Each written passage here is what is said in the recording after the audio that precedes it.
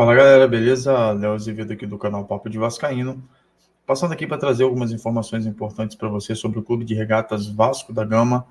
Já quero aqui te dar as boas-vindas, uma ótima semana, ótima segunda-feira para vocês, mas a gente vem aqui trazer após um resultado negativo do Vasco, mais uma análise aí sobre a questão de ligar o alerta, né, com Rafael Paiva, não dizendo aqui que o técnico foi ruim ou isso ou aquilo, mas a gente tem que ver dentro desses dois últimos jogos, o que foi o jogo do Vasco, colocado e com peças que foram sendo trocadas por ele. Bem, antes disso, quero pedir a você para que se inscreva no nosso canal, ative o sininho das notificações, deixe seu like, porque ele é muito importante para a gente, e nos siga aí também nas redes sociais, lá no Instagram, no @papo.d.vascaíno, e também aqui, deixe seu comentário, compartilhe, deixe seu like, porque é muito importante para a gente, para que o YouTube ofereça aí nosso conteúdo para galera vascaína aí, beleza? E para outros torcedores. Bem, dito isso, vamos começar aqui nosso vídeo falando um pouco sobre o tema do vídeo, que é alerta ligado, né? Alguns pontos a se pensar. Será que já é hora de pensar, de repente, que o Rafael Paiva pode estar errando? Será que o Rafael teve culpa nas duas últimas partidas do Vasco? Será que ontem talvez as mexidas do Rafael Paiva tenham sido minimizadas pelo campo de jogo entre Grêmio e Vasco? São alguns pontos que eu quero debater com você, e eu quero pedir a você sua total atenção até o final desse vídeo, que você deixe seu comentário sobre o que a gente está falando aqui, beleza? Vamos lá. Rafael Paiva estreou muito bem no Vasco, mudou a chave do time, o time encaixou, começou jogando futebol para frente, um futebol vistoso, né? Ali utilizando algumas peças da base. É um ponto positivo dele, ele não tem medo de usar os meninos da base, independente de qualquer circunstância. Tanto é que ele entrou com o Estrela ali naquele jogo contra o São Paulo, super pressionado, entrou ali também com o JP, botou o Leandrinho, então assim, sem medo nenhum, ele joga os meninos da base pro jogo, né, para poder terem aí essas responsabilidades com o Vasco. Mas nos últimos dois jogos, eu identifiquei, na minha visão, e não sei se você concorda ou não, torcedor, que o Vasco vem fazendo mudanças assim diferentes do que era costumeiro. Primeira coisa que o Rafael Paiva fez foi entrar com o Praxedes nos últimos 3, 4 jogos do Vasco de titular. E aí ele se contradiz quando ele tira o Praxedes contra o Atlético Mineiro, né, após aquela falha grotesca do Praxedes, e coloca o Praxedes aí fora dos relacionados desse último jogo, que foi ontem contra o Grêmio. O Vasco até então vinha jogando um futebol de aproximação de linhas, aonde o Cocão ali e o Hugo Moura conseguiam fazer bem essa função entre a zaga e entre o meio-campo. E com a chegada do Coutinho, com a chegada do Emerson Rodrigues, com a chegada do Souza, do Alex Teixeira, o Vasco obviamente teria mais peças aí para serem colocadas à prova. Demanda tempo? Sim, demanda tempo. Coutinho não está adaptado, não tem como julgar o cara ainda, não tem como julgar o futebol dele ainda, porque como alguns já estão fazendo, não tem como você pedir um 100% do Alex Teixeira com 2 jogos, não tem como você olhar para o Emerson Rodrigues, que nas 2 partidas entrou para mim, bem, mas que não é esse jogador todo, e já tem gente criticando demais o cara.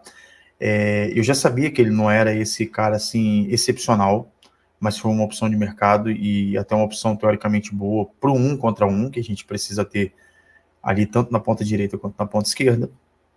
E o Adson, que veio regredindo em algumas lesões, né, deixou o Vasco à mercê aí da sua falta. A realidade é essa. Adson foi uma peça fundamental desde quando o Rafael Paiva assumiu internamente dessa segunda vez. Léo, mas você acha que já está na hora de trocar o Paiva? Não. Eu acho que está na hora de alguém sentar com ele e falar, olha, suas mudanças estão sendo iguais às dos outros. Exemplo disso no jogo de ontem, que eu vou me ater no jogo do Grêmio. O campo estava horrível, o time não conseguiu performar, mas a gente viu alguns erros que influenciaram e chamaram o Grêmio cada vez mais para dentro do campo do Vasco. Primeiro erro, o Vasco entra pro jogo, joga ali Coutinho, o time tá bem escalado, na minha visão estava bem escalado, o Adson não foi pro jogo, entrou o Emerson Rodrigues, do outro lado o David, que eu já acho que ele já tem que pensar em sacar o David e talvez colocar o Emerson Rodrigues de titular e o Adson na outra ponta, porque o David meio que deu uma caída de produção nesses últimos 2, 3 jogos do Vasco, e a gente teve ali um meio campo bem montado, com Hugo Moura, Cocão e Coutinho armando jogadas. O time não conseguiu desenvolver, o campo horrível, bola alçada todo o tempo inteiro. O Grêmio vai lá e acha o momento do jogo. O Grêmio começa a entender o jogo e fala, olha, essa bola é na área, não tem como tocar a bola. O Vasco insiste em querer sair jogando por baixo, jogadores escorregam, jogadores trocam passes, e em nenhum momento a gente viu talvez alguém chamando atenção para isso. Olha, o jogo não é esse. E o próprio Rafael Paiva. No segundo tempo, Rafael Paiva saca o Emerson Rodrigues, até então plausível, porque campo pesado, desgaste, jogador chegando agora, mas não coloca um outro atacante. Ele coloca Robert Rojas, faz 3 zagueiros e chama totalmente o Grêmio para dentro do Vasco. O Grêmio para dentro do campo do Vasco. E isso foi um fator determinante para o gol do Soteldo. Ah, Léo, mas ele botou uma zaga, segundo ele, na entrevista coletiva, para poder aumentar o poder do Vasco de cortar essas bolas que estavam sendo alçadas na área. Mas, até então, não conseguiu fazer. Rojas não entrou mal, mas também não entrou bem. Para mim, no lance do gol, o Rojas falha junto com o Paulo Henrique, deram aquela brecha ali, não acreditaram que o Soteldo poderia chutar aquela bola onde ele chutou, e o Vasco fica ali sufocado pelo, até então, time do Grêmio. Erro de quem? Do Rafael Paiva. Ele chamou o time do Grêmio para dentro. E ele bota o zagueiro na esperança de ter um contra-ataque. Só que nesse campo, era quase impossível você ter um contra-ataque. Era quase impossível você ter uma bola rápida de transição entre a zaga e o ataque. Não daria para acontecer isso. Isso seria quase impossível no jogo de hoje. Campo pesado, campo molhado, campo com lama, não daria para o Vasco fazer isso hoje. Então, parte desse princípio. Primeiro princípio, acho que o Rafael Paiva errou nesse sentido. Jogo anterior contra o Atlético Mineiro, ele erra quando ele tira o Praxedes no segundo tempo, não por tirar o Praxedes, mas pela demora de tirar o Praxedes. Porque naquele erro que o Praxedes teve, ele teria que passar o recado. Praxedes, pode vir, você errou. A zaga está totalmente mal posicionada. E aí você me pergunta, pô, Léo, o jogo hoje, a zaga estava mal posicionada? Não. Mas o Léo estava com medo. Hoje, se o Paulo Henrique não corta 2, 3 bolas ali que foram alçadas na área, o jogador do Grêmio estava entrando sozinho para poder fazer o gol. E isso contra o time do Grêmio, que não é um time tecnicamente melhor do que o do Vasco. Pode ter um plantel melhor, mas hoje o Vasco joga muito mais para frente do que para ele, do que o Grêmio. E aí o Vasco perdeu esse detalhe de jogar para frente. O Vasco perdeu esse detalhe de transição, de ser reativo, e está fazendo o torcedor lembrar os últimos treinadores que passaram. Opções por jogadores que não agradam o torcedor e não desempenham, como o Praxedes, e opções como essa de hoje, onde ele retranca o time com 3 zagueiros, dizendo que foi para rebater as bolas que o Grêmio estava chegando, e o Grêmio, exatamente quando ele põe 3 zagueiros, faz o gol. E aí depois ele se contradiz. Olha, botei 3 zagueiros, não teve o que fazer, vou tirar o Rojas, olha o que ele faz. Vou tirar o Rojas, vou colocar o GB e vou tirar o Piton, que estava errando tudo, e botar o Leandrinho. Leandrinho com Piton, posição por posição, beleza. O cara cansou, o cara errou tudo, não jogou bem hoje, não desempenhou, ponto. Foi um jogo ruim do Piton. Só que quando ele tira o Rojas, ele bota o GB de novo para fazer 3 atacantes. Verratti continua isolado, porque GB é um jogador pesado de lado, de campo. Ele não é um cara rápido. Ele não é um cara que vai na linha de fundo e vai fazer transição e vai cruzar. Em contrapartida, tira Coutinho e bota Payet. Por que não testar os dois? Por que não treinar os dois? Treinar, eu tenho certeza que eles estão treinando, mas por que não manter os dois no mesmo jogo? Ah, mas Coutinho tem a minutagem. Sim, mas pelo desempenho do Vasco no primeiro tempo, ele poderia deixar o Coutinho mais uns 10 minutos para trabalhar junto com o Paia para ver como é que a gente ia ser. Treinador que tem medo de botar 2 medalhões para jogar, fadadamente vai errar em algum momento. Ele tá perdendo a chance de tirar a culpa do colo dele, jogar no colo dos dois, que a torcida tanto quer ver, e que ele tem um olhar técnico, óbvio, ele sabe que se os dois podem jogar junto ou não, mas fato é que para mim os dois podem jogar juntos.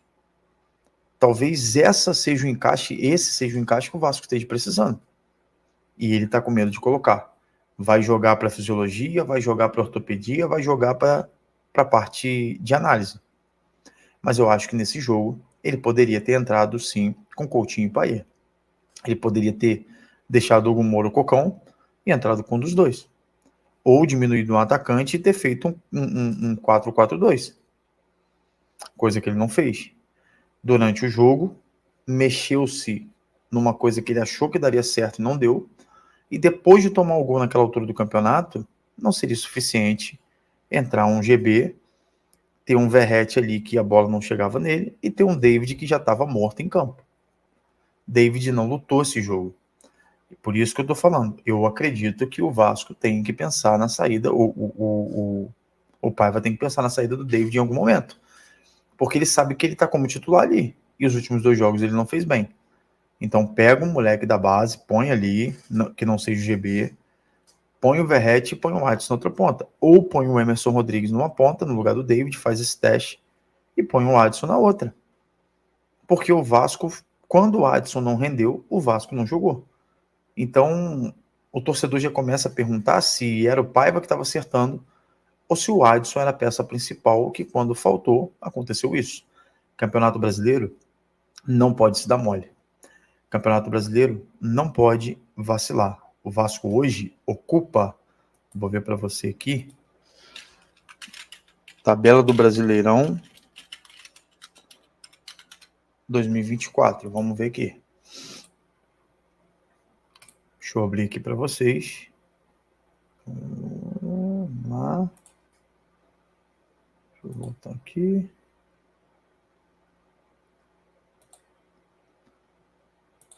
Tá aí na sua tela aí, ó. Vou partilhar aqui para você ter ideia de como o Campeonato Brasileiro tá. De 6 pontos, o Vasco não ganhou nenhum nos últimos 2 jogos. A gente perdeu 6 pontos, deixou de ganhar 6 pontos e chegar próximo ali ao G4. Ah, Léo, mas isso pode ser recuperado, segundo turno começando agora, jogo cancelado contra o Cuiabá, tem um jogo a menos. Eu não contaria com esses jogos a menos, tá? Eu, Leonardo, não contaria com esses jogos a menos. Vou partilhar aqui para vocês terem noção de como tá aí a tabela do Campeonato Brasileiro, beleza? Tá aí na sua tela aí, ó. Campeonato Brasileiro, tá? Para você ver como o Vasco tá. O Vasco tá ali ocupando até então a 11ª colocação. O Vasco perdeu aqui 6 pontos, poderia estar com 29. 29 hoje o Vasco estaria aqui, ó, em 8º, atrás do Bahia. 29 pontos o Vasco estaria aqui, com um jogo a menos. Se ganha esse jogo, seria 32 e embolaria esse contexto aqui todo do 5º para baixo. Porém, o Vasco hoje tem 23 pontos, o Criciúma encostou com 21, Juventude 21. Olha a responsabilidade do jogo do Vasco contra o Bragantino na semana que vem. Internacional com 20, tá? Então pode encostar no Vasco também. Na próxima rodada, a gente pode estar aí terminando a rodada em 14º. Se a gente perder, se todos os times aqui ganharem, o Vasco pode estar perdendo aí 4 a 5 posições, para você ver como é que é o Campeonato Brasileiro. O Campeonato Brasileiro é tão maluco, que a gente pode colocar assim, e tão disputado, que o Fluminense ganhou 2 seguidas e não saiu de penúltimo colocado. Mas está pontuando, e isso é importante. O Vasco precisa voltar a pontuar. O Vasco precisa fazer essa análise e ligar esse alerta. O Vasco, no meio de semana, tem um jogo importantíssimo que não pode vacilar. E eu quero saber a sua opinião, torcedor. Você acha que o Vasco precisa já trocar de técnico ou não? Porque a maioria da galera tá falando isso aí. Eu acho que não. Eu acho que o momento do Paiva é de ser chamado e ser falado, olha, você está fazendo mais do mesmo. Você está fazendo como os outros. Acertando em alguns momentos e outros momentos tendo irregularidade. O que manda um trabalho de um técnico é regularidade. Resultados é consequência da regularidade. Olha, o que você está querendo dizer com isso? Acho que o Paiva é um técnico muito bom, porém tem que ter uma regularidade naquilo que ele pensa. E voltar a arriscar. Porque todos os jogos que ele ganhou foi arriscando e sem medo de vencer. Os últimos 2 jogos que ele fez contrário a isso, infelizmente o Vasco veio perder. Pode ter tido um segundo tempo muito bom contra o Atlético Mineiro, mas hoje não, ontem, né, contra o Grêmio, foi exemplo clássico de um jogo horrível de ambas as partes, porque o campo não ajudou, de um campo totalmente de várzea, a realidade é essa, tem que ser falada, de uma arbitragem totalmente pressionada pelas falas do Renato Gaúcho, mas de falhas do Rafael Paiva que tem que ser faladas. Esse, para mim, é o maior sinal de alerta.